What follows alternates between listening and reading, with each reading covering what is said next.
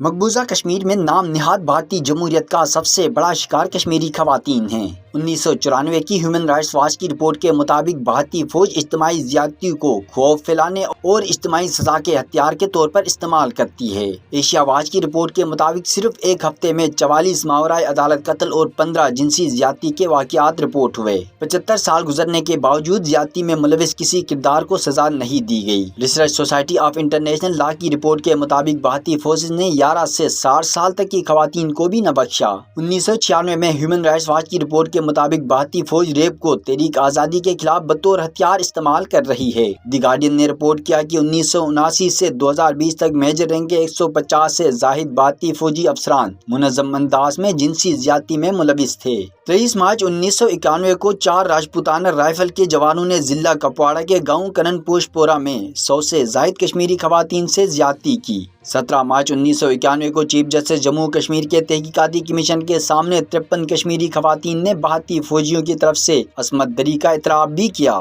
کشمیری عدالتوں میں 1000 سے زائد زیادتی کے مقدمات زیر التوا ہیں، لیکن تاحال کسی کو بھی انصاف نہ مل سکا۔